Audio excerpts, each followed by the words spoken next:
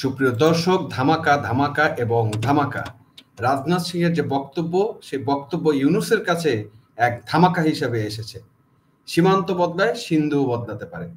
আসসালামু আলাইকুম দর্শক, আপনাদের কাছে আজকে একটা গুরুত্বপূর্ণ এবং চাঞ্চল্যকর এবং মজাদার টপিকস নিয়ে আজকে আলোচনা করতে আসলাম। আজ আমরা এমন একটা বক্তৃতা নিয়ে কথা বলবো যা ভারত সীমান্তে আলোড়ন তুলেছে, পাকিস্তানের বুকে আগুন ধরিয়েছে আর ঢাকার ইন্টারিম সরকারের ঘাড়ে কাটা ফোটাচ্ছে। ভারতের প্রতিরক্ষা মন্ত্রী রাজনাথ সিং সোজাসুজি বলে দিয়েছেন, সীমান্ত বদলায়, সিন্ধু একদিন বদলাতে পারে বা ফিরতে পারে। এই কথায় পাকিস্তানের ঘুম উধাও আর বাংলাদেশের ইউনূস সরকারের মাথায় বাজ পড়ার মতো অবস্থা। কারণ পাকিস্তানকে দিয়ে বাংলাদেশের দাঙ্গা চক্রান্ত, জঙ্গিবাদ ছড়ানো যে খেলা চলছে, ভারতের এই বক্তব্য তাকে সরাসরি টার্গেট করে। চলুন শুরু করি মূল আলোচনা, এবং মূল আলোচনার আগে আমরা একটু ভিডিওটা দেখে আসি। রাজনাথ সিং কি বলেছে সেটা একটু আমরা শুনে আসি। আর পাকিস্তানের সিন্ধু প্রদেশ নিয়ে বিস্ফোরক মন্তব্য করলেন ভারতের প্রতিরক্ষা মন্ত্রী রাজনাথ সিং। রোববার দিল্লিতে এক অনুষ্ঠানে তিনি বলেন, সিন্ধু কোনো এক সময় আবার ভারতের অংশ হতে পারে। সাবেক ভারতীয় প্রধানমন্ত্রী এল কে আদভানি তুলে ধরে বলেন, অনেকেই ভারত থেকে সিন্ধুর বিচ্ছিন্নতা কখনো মেনে নিতে পারেননি।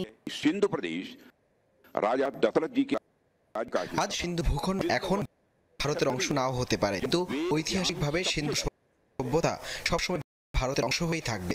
ভূমির বিবেচনায় সীমান্ত পরিবর্তন হতে পারে, কে জানে কাল হয়তো ভারতের অংশ হয়ে আসবে সিন্ধু।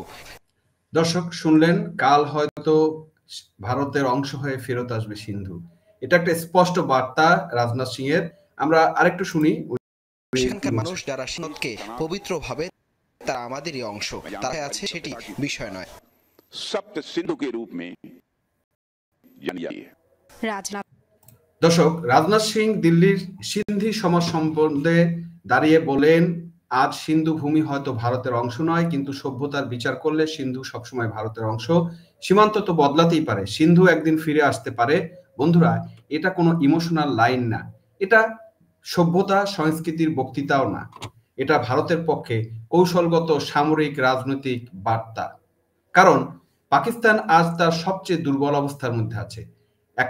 এক নম্বরে অর্থনৈতিক পতন, বালুচিস্তান বিদ্রোহ, পশতুস্তান আলাদা রাষ্ট্রের দাবি, সিন্ধুতে স্বাধীনতা আন্দোলন, আইএসআই বিভক্ত, চরম রাজনৈতিক সংকট। কিন্তু ভারতের জন্য সবচেয়ে বড় সংকট এসেছে বাংলাদেশের দিক থেকে।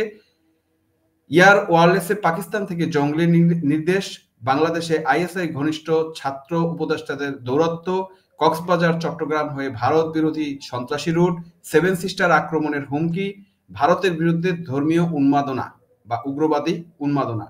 যখন বাংলাদেশের ইন্টারিম সরকার ডক্টর ইউনূস নিজেই পাকিস্তান ঘেঁষা উপদেষ্টাতে ঘিরে ফেলেছেন, তখন ভারত কি চুপ থাকতে পারে? রাজনাথ সিং এর সিন্ধু মন্তব্য আসলে তিন দেশের জন্য তিন রকমের বার্তা। এক নম্বরে পাকিস্তানের জন্য কি বার্তা, সেটা হচ্ছে চুপচাপ না থাকলে সিন্ধু তোমার হাতেই থাকবে না।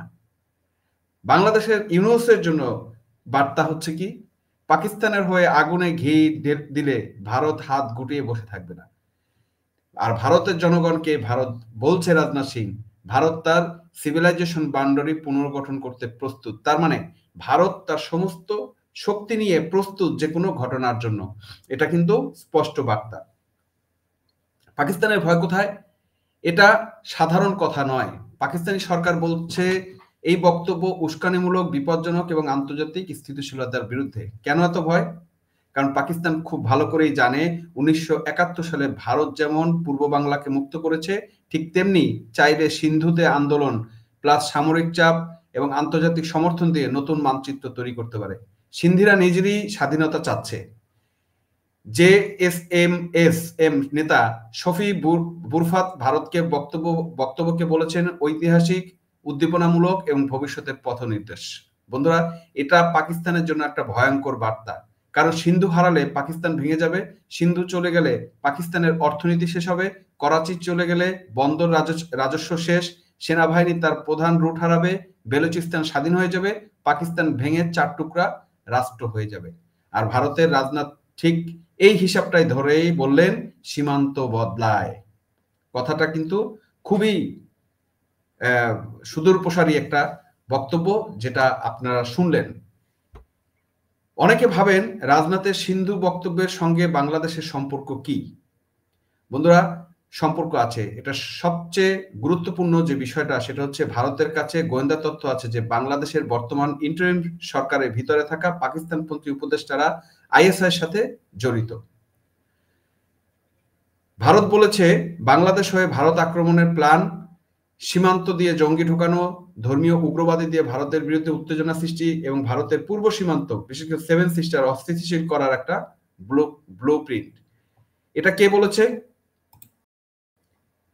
বা এটা কে করেছে? আপনারা জানেন ইউনূস সরকার ক্ষমতায় আসার পর থেকেই পাকিস্তানপন্থী ছাত্র উপদেষ্টা, আইএসআই ঘনিষ্ঠ উপদেষ্টা, ডলার পাচারকারী লবি, ভারতের বিরুদ্ধে স্লোগান দেওয়া চরমপন্থী গ্রুপ সবই এক ছাতার নিচে এসেছে। তারা ভারত দেখেছে বাংলাদেশ এখন পাকিস্তানের দ্বিতীয় ল্যাবরেটরিতে পরিণত হয়েছে। রাজনাথের বক্তব্য বাংলাদেশকে উদ্দেশ্য করে বলা, যদি তোমরা মাটিকে পাকিস্তান ব্যবহার করে, তোমাদের মাটিকে পাকিস্তান ব্যবহার করে, তাহলে আমরাও সীমান্ত বদলের কথা বলতে পারি এবং সীমান্ত বদলাতে পারি। এই কথাটা উনি যে বার্তাটা দিয়েছে সেই বার্তাটা পরোক্ষভাবে কিন্তু ইউনূস সরকারের জন্য একটা কঠিন বার্তা এবং ইউনূস সরকারের যে আচরণ, সেই আচরণের একটা বার্তা বলে আমরা মনে করি। কারণ হচ্ছে বেশি বাড়াবাড়ি করছে এবং অনেক ধরনের কথাবার্তা যেগুলো বলেছে, যেগুলো ভারতকে ইরিটেট করেছে, ভারতকে বিচলিত করেছে এবং তার পরিপ্রেক্ষিতে রাজনাথ সিংয়ের এই বক্তব্য ইউনূসের জন্য কিন্তু একটা বাজ হিসাবে এসে পড়েছে। ইউনূস সরকারের ভুল এবং ভারতের কৌশল যেটা বুঝতে পারে নাই সেটা যদি আমরা বলি, ডক্টর ইউনূস তার উপদেষ্টা ভারতের সঙ্গে যা যা করেছে, কূটনীতিক শীতল সম্পর্ক করেছে, কট্টর ধর্মীয় গোষ্ঠী দিয়ে ভারত বিরোধী স্লোগান তৈরি করেছে, সেভেন সিস্টার দখলের হুমকি দিয়েছে, আইএসআই এর রুটের উপর চোখ বন্ধ করে তাদের উপরে ভরসা করে আইএসআই কে এখানে কাজ করতে দিচ্ছে। এবং এটা কিন্তু ভারত ভুলে যায় নাই। ভারত বুঝেছে বাংলাদেশ তার বন্ধুত্বপূর্ণ সরকার না, বাংলাদেশে তারা বন্ধুত্বপূর্ণ সরকার পাচ্ছে না।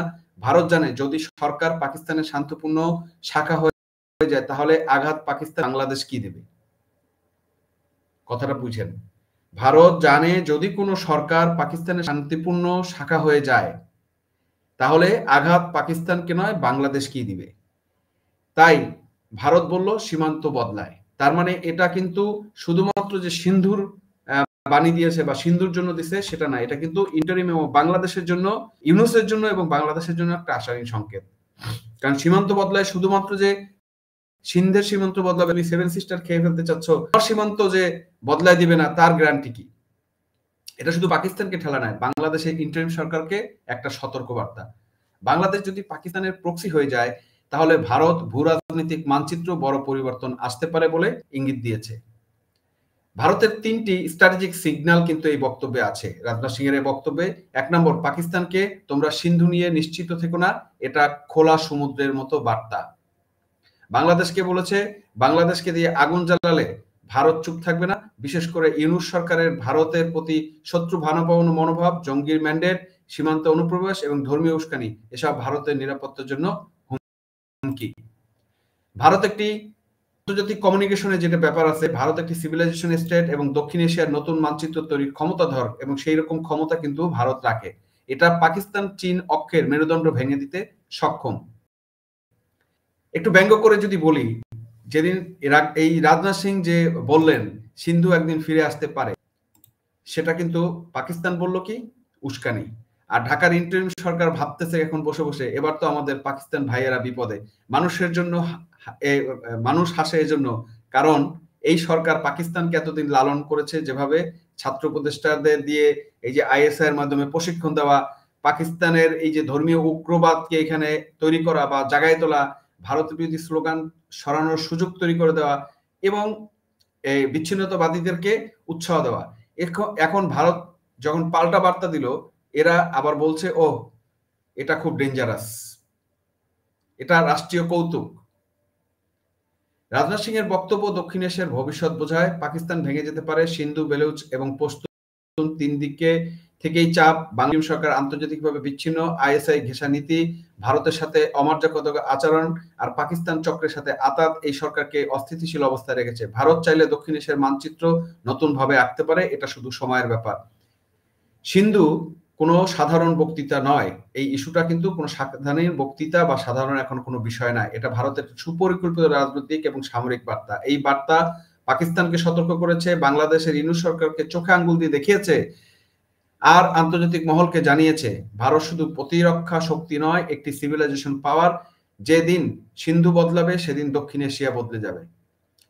এবং এর মাধ্যমে সবচেয়ে বড় বিস্ময়কর বিষয় হলো এই যে ইউনূসের যে উপর্যুপরি ভারতকে হুমকি দান এবং ভারতের বিরুদ্ধে বৈরিতা আচরণ এবং ভারতের যে কথা না শোনা, এবং আপনারা জানেন এই যে বাংলাদেশের নিরাপত্তা উপদেষ্টাকে কিন্তু একটা ডসিয়ার ধরে দিছে কি কি বাংলাদেশে কি কি হচ্ছে না হচ্ছে সবকিছু।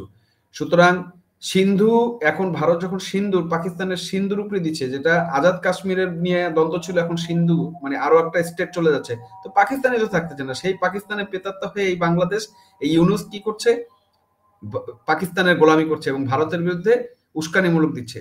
তো ইউনূসের জন্য এটা একটা চপেটাঘাত, এবং এই চপেটাঘাত ইউনূস যদি বুঝে তো ভালো, আর যদি না বুঝে তাহলে ওর জীবন শেষ। ধন্যবাদ দর্শক আমাদের সাথে থাকার জন্য। চ্যানেলটি সাবস্ক্রাইব করবেন এবং শেয়ার করবেন।